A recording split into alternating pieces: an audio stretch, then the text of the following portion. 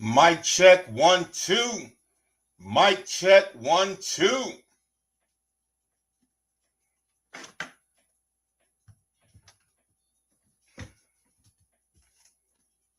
Uh, uh, uh, uh, uh.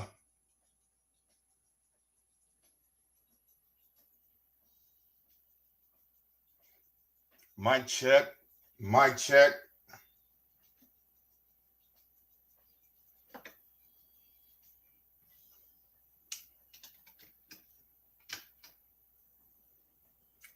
Oh yeah, family. Coming back to you. It's your boy, Reggie B. Back at you with another episode of Family Talk. Here at Family Talk, we focus on helping people get the relationships they say they want.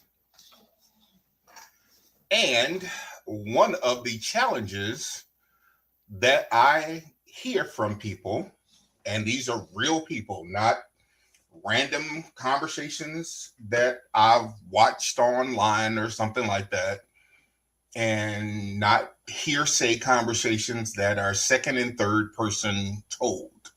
These are direct conversations that I have with people. A lot of these conversations are with the ladies. For those of you who have never seen Family Talk, we focus on trying to help people get the relationships they want. And a common theme here at Family Talk is the guys are getting the relationships that they want, and the ladies are complaining about the guys in the dating pool where they say there is piss. So, let's talk about an uncomfortable truth that we must acknowledge, accept, do something about, get over, that is standing in the way of people getting the relationships that they want. I had a conversation this week with a dear friend, a young lady I cherish, someone who is important to me, someone I love. And we were having a discussion about personal traits. And I shared with her that while I believe she is always well meaning, her personality comes off very, very strong. And to the point that it makes it undesirable for the type of man that I believe she wants. So, while talking to this friend, I told her that her behavior comes off as rather masculine. Now, remember, this is someone important to me. This is someone I love. This is someone I enjoy hanging out with. We're friends. But the conversation came up. And so she asked me, why did I feel the way that I did? Meaning that she is masculine and that her tone and delivery method and those things come off as unappealing. And so I explained to her. I gave her some examples of interactions that we have directly had or interactions she's had with other people that I directly observed. And I gave her examples to show why her disposition can be off putting for a man. We were having a discussion about money, and the topic came up where one of the people in the room made a point of the income of this business venture produced about $6,000 a month. And my female friend, who I'm basing this podcast off of, someone I love, family to me, she kind of made the comment that, well, who doesn't make $6,000 a month? And when she said it, internally, I went, what? $6,000 a month. And when she said it, I don't think she meant any harm. Let me be clear about that. This is a person who has a marketable skill set, so she can command that type of salary under the proper circumstances. But she said, well, who doesn't make $6,000 a month? And so much later in a conversation where this happened to have come up, at that topic came up, I said, well, one of the things I need you to understand is essentially there were a bunch of men and women in the room, and we were all having discussions about relationships and family and all those things. And I told her, I said, when you made the comment, well, who doesn't make $6,000 a month? I said that could have been very off-putting for a man in the room, or even a woman in the room who didn't make $6,000 a month. And she genuinely didn't understand. She said, well, I don't get it. What do you mean? I said the average person does not make $6,000 a month. And for someone who doesn't make $6,000 a month, that the way you essentially dismissed, in my opinion, it was like she dismissed anybody who didn't make $6,000 a month, that was very off-putting. So we went deeper into this discussion. And so I said, okay, a person with $6,000 a month is $72,000 a year. I said, most people don't make $72,000 a year. And I went over the data that I had looked at most recently. And a white male salary was, I think, $69,000, but it was not $72,000 a year. So the way I explained it, because I try to teach the teacher, the natural teacher in me, because for those who don't know, I have a background in adult education. So I tried to share my perspective. I said, if a white male in the US does not make $72,000 a year, then the average white male, then no one else does. So here's what I mean. If a white male salary is, let's say, $70,000, then a black man's salary is going to be, the average salary is going to be at least $10,000 less. A white female will be less than the $72,000, the average. And certainly a black female salary will be less than that of a black male. And a Hispanic male and female salary would be less than that. So I was trying to get her to understand that $72,000 a year, $6,000 a month was not normal. It was not average. It was above average.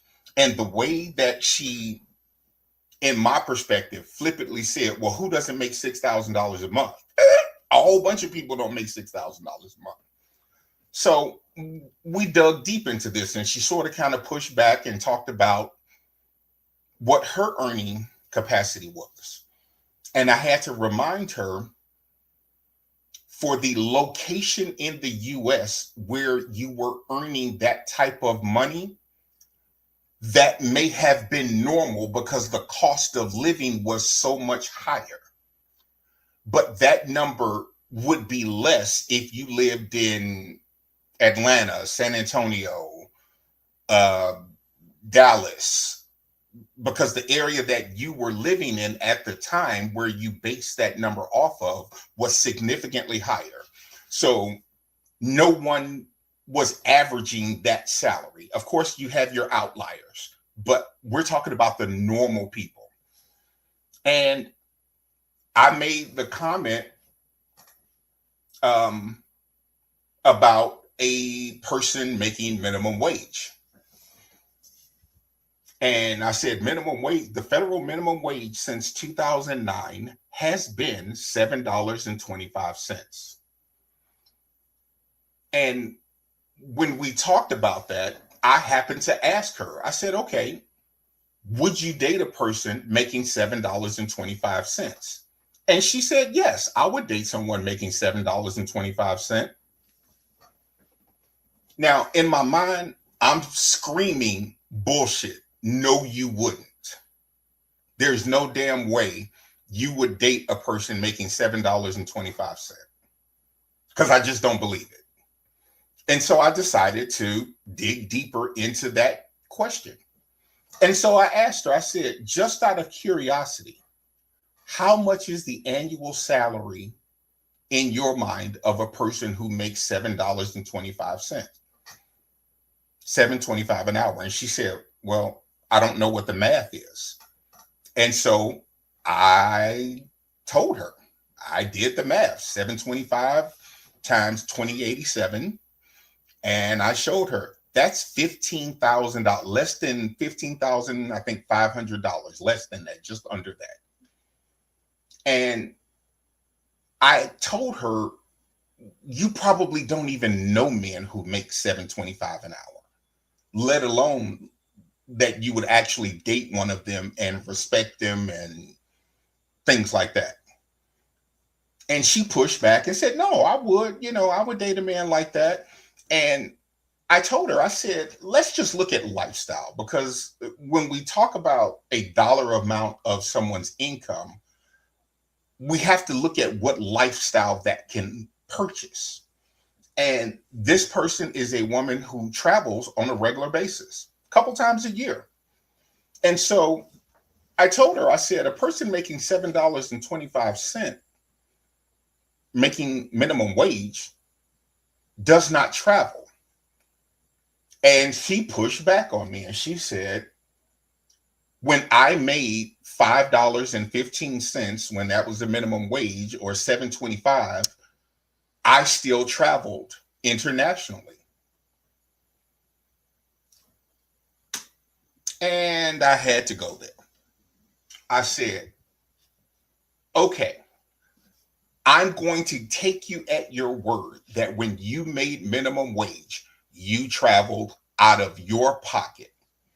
I asked her, I said, is it normal for a person who makes $7.25 to be able to travel outside the country? And she said, yes. And I told her, absolutely not. That simply is not the case. You were able to do it for whatever reason, but that is an outlier on a bell curve. That is not the norm. And I told her, you and a person who made $7.25 an hour in a dating relationship, you all don't even live the same lifestyle. And she said, well, if he made $7.25 an hour, we could still travel. And I'm thinking, where? You're lucky to go to Vegas by car. And so she said, well, I could help him get his passport and things like that. And I went, stop. I got to cut you off. And she said, no, don't cut me off. Let me explain. I said, no. I am cutting you off, and I'm cutting you off for a reason. I said, a person who makes $7.25 an hour, they don't make enough money to cover the rent at places you live. Where you live at, your income has to be 3 times what the rent is nowadays. I said, that person who makes $7.25 lives at home with their parents, or they have multiple roommates, or if they're in a relationship, them and a spouse are both working hard to scrape up subpar, below standard housing rent. And she's like, no, you could still travel. I would introduce him to those things. And I tried to get her to understand, and she just could not comprehend that a person making $7.25, I told her, traveling is not even in their vocabulary. That's not even in their world. And it damn sure doesn't happen with a passport, someplace you need to go to with a passport. They might be able to save up all year to go on a cruise and use their birth certificate, but a person making 725 an hour is not traveling. And she immediately said, well, I can introduce them to things like that. And I told her, I said, you cannot take a person to the altar and alter them. A man making 725 an hour, that's just what he makes. The average black man's salary was at one point $45,000 a year. That's it. There are no, I can push him and help him make more money, which you would do it the wrong way anyway. There's no magic pill that you can just increase someone's KSH, knowledge, skills, and abilities to make them make more money. And no matter how hard you push, if they don't have the competence in something, they will not get compensated beyond what they make per year. That's it. There's no heroic efforts. There's no magic raises. There's none of that. So be careful about how you dismiss a room full of people, men and women, by saying, which there was no harm intended, but the statement was, well, I make this much money, or, who don't make $6,000 a year? So we continued on with the conversation, and I explained to her that the way you motivate someone is not, well, I can help him get a better job. I can this and that. I said that would, one, drive a man nuts. It would probably emasculate him because he feels like whatever he's doing for his family is not enough, even if he is earning an honest living. And so I said, there is a difference between a woman motivating a man and pushing a man. I said, by definition, if you are pushing someone, you are forcing them outside of where they naturally sit. I said, a woman has to be a man's muse. And as a muse, a woman would encourage a man, but not be demanding and just badger him about making more money. That's just going to turn someone off.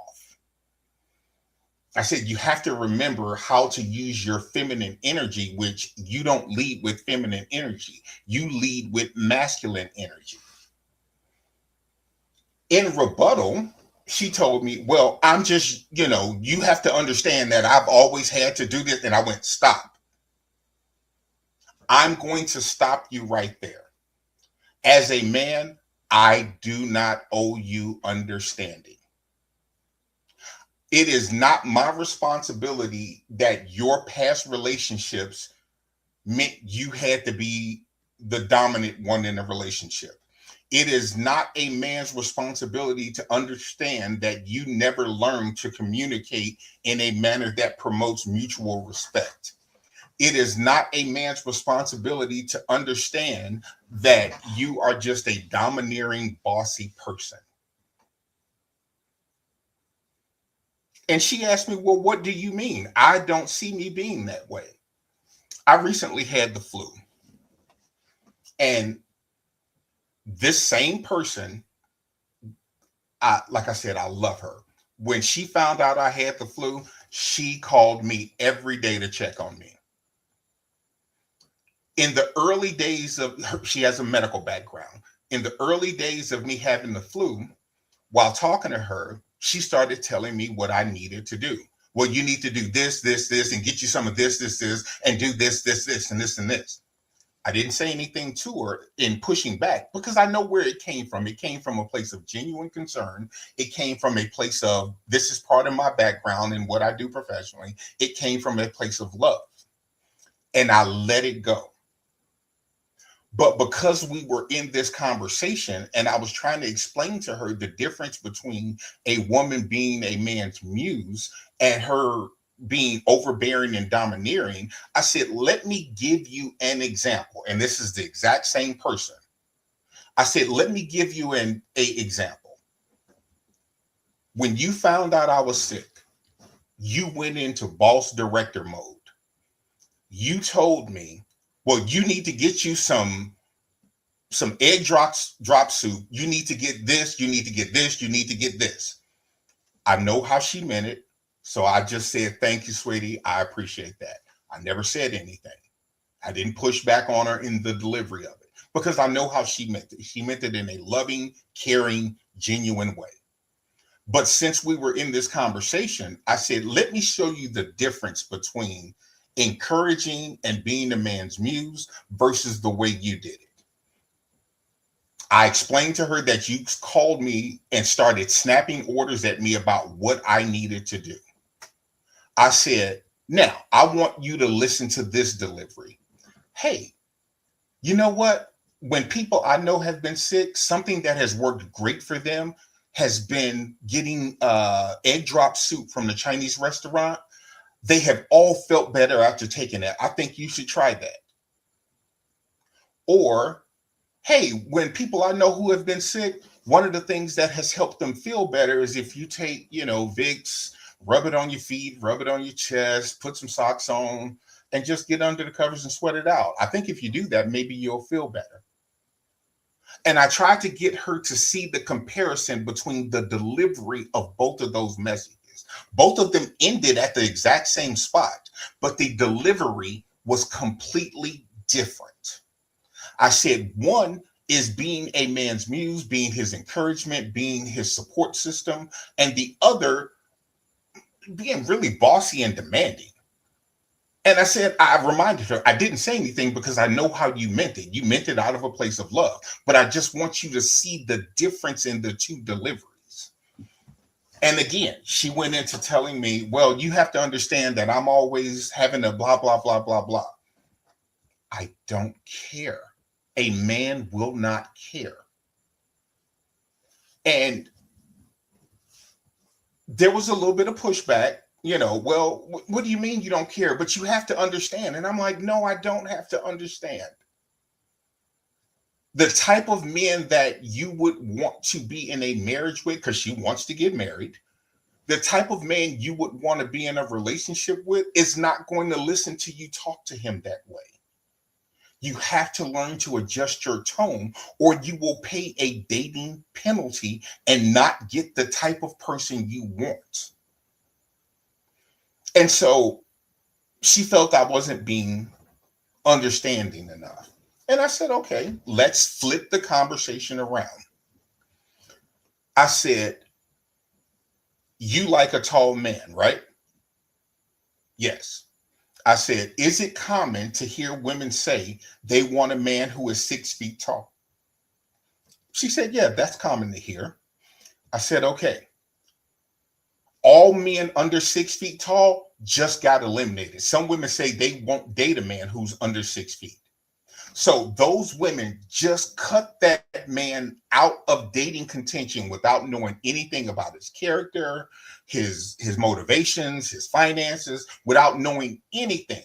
They cut that man out on a trait that he has zero control over.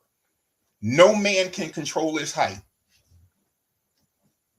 It's a gene thing. You get what you get. So I asked her, I said, when a woman says that she will only date a man at least 6 foot tall, does she offer that man any understanding for being 5'3"?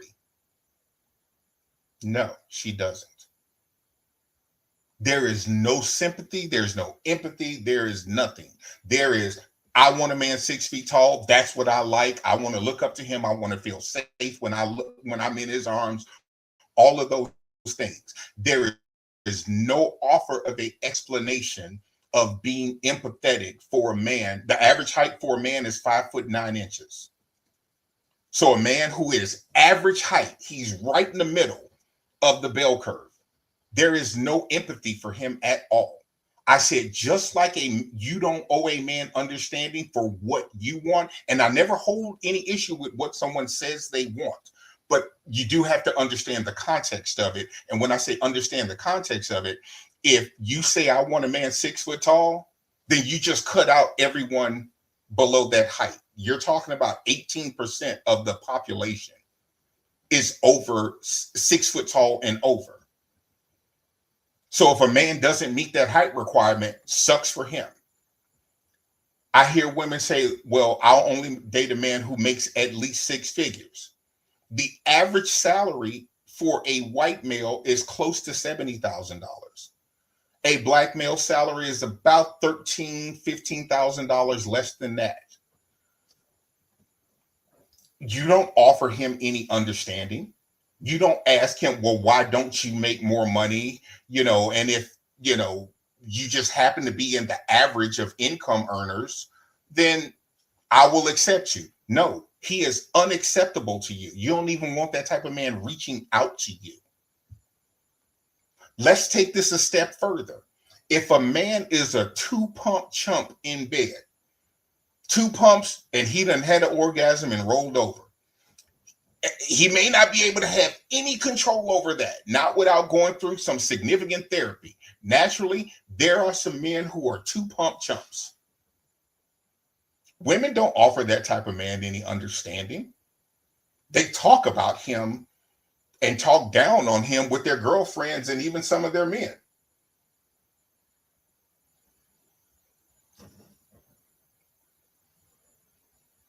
Man can't control his height. A man can't control how great he is at sex without some significant therapy, and it still may not help. Equally, the average penis of a man is 5 inches hard. If you want a man who got 8 inches, you don't listen to a man explain to you why he has less than 8 inches. He is just cut off from your list. So if you can cut a man off without understanding for his height, his penis length, his income, for his sex game, for his ability to eat vagina, whatever those things are, if you can cut him off for that, he can cut you off for not knowing how to communicate, for being too bossy, for being too domineering. And I am going to touch a sacred cow here. I don't have an issue with whatever weight a woman is, but if you are overweight, he doesn't owe you understanding for why you are overweight. And let's just use the clinical term. He owes you no understanding for why you are morbidly obese.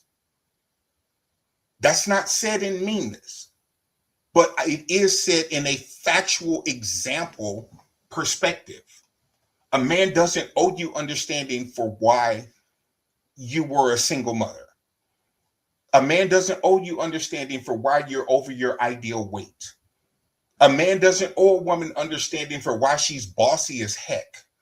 A man doesn't owe a woman understanding for anything, but it goes the other way as well. A woman doesn't owe a man understanding.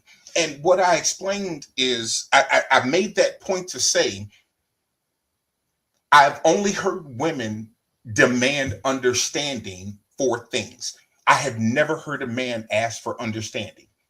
Now, of course, I'm sure some men do, but I honestly have never heard a man, especially one that are the type of men that the women I know would want to marry. I have never heard one of them ask for understanding. They just accept that they don't qualify. They can hear that, they can take that blow and move on. Women are not as good as taking that blow because their egos are involved and their egos are just as big as men. I have heard women say, oh, he broke. I can't date him. He's broke.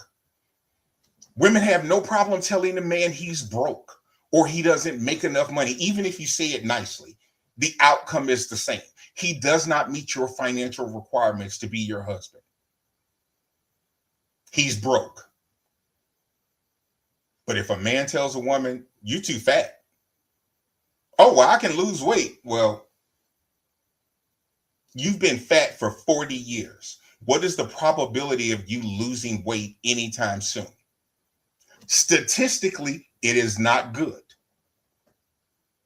And again, I'm not saying this to be mean. I'm saying this to highlight the example. Again, I could care less about a woman's weight. I am saying this to say the example. It is only the women that I have noticed who have demanded understanding for their life circumstances. I was a teen mom because, or I had, multiple kids because I was young. Whatever the case may be, that is your life story. And I'm sure it's an interesting story. And yes, we grow and we learn and we make better choices. But the way you show up for a relationship, it's a total package. There are some men who will not date a woman who has multiple kids by multiple baby daddies who's never been married. They just won't. That's a red line for them that they will not accept. There are some women I know who will not date a man who does not have a graduate degree because they value education in a man. They value a man's earning potential for the life that they can provide. And if we're going to be 100 about it, typically when I ask people, why do you want to be married? Men, they give you their answers. But when I get the answers from women, it is all about what they want. At no point do they mention typically anything about what a man will get. It's all about what they want from a man. And again, I hold no issue with what people want, what standards you want to set. They're yours to set. But understand there is another person on the other side of that who has to experience that. So we're going to keep this real simple. Nobody owes anyone understanding. Said another way, accept responsibility for the way you are and either choose to do something about it or accept it, but don't make someone else responsible or the victim of your previous decisions or your previous life circumstances. No one is your emotional punching bag that when you get upset, and this is gender neutral, when you get upset, you just get real slick at the mouth and start saying stuff that's just mean and argumentative and things like that. No one has to tolerate that. No one has to suffer that. Accept responsibility for who you are. And if you have anger issues, go get anger management, go to counseling, go to therapy. If you're morbidly obese, then fine. Say, look, I'm fat. That's who I'm going to be. One friend of mine, she's like, look, you see I'm fat and I'm going to be fat. Got no issue with that. She just tells you what it is. You can either accept it or not. She don't make excuses for it. She don't tell you why you got to give her understanding about it. She just says, this is who I am. And I love her for that. Accept who you are. Don't make other people suffer for it. And don't make excuses of why other people should tolerate bad behavior. Simple. I want everybody to get the type of relationship that they say they want. The men in my life are getting what they want out of relationships. If they want booty calls, they got it. They want a girlfriend, they got it. They want a wife, they got it. The ladies in my life are all talking about why the men are unqualified. I tell ladies, you all have told men, and I have heard this all of my life. I'm a Generation X kid. I have heard women telling me my entire life about what men need to change about themselves while essentially taking no accountability for what they need to change. Women have told men how to be men for so long that they forgot how to be women. I'm going to say that again. Women have been telling men how to be men for so long that they have forgotten how to be women. They have forgotten how to be feminine. They have turned into the men that they say they want. They have forgotten how to lead with femininity. They have forgotten the power that femininity holds over a man. You can get a man to do anything you want pretty much with the right feminine approach. Keep that in mind. Do what you want to do with it. I'm just a messenger because I want to see you get what you say you want. Folks, I am going to ask that you like this video on YouTube at Family Talk on YouTube. Also on my Facebook page. Give it a like, give it a share. Please subscribe to my YouTube page. Just click a button, cost you nothing. Help me get the word out. Share this video with someone who might need to hear it. I'm not trying to be the bad guy, but somebody has to say what needs to be said. I love you guys. I wish you all the best. Have a good night. Take care of each other.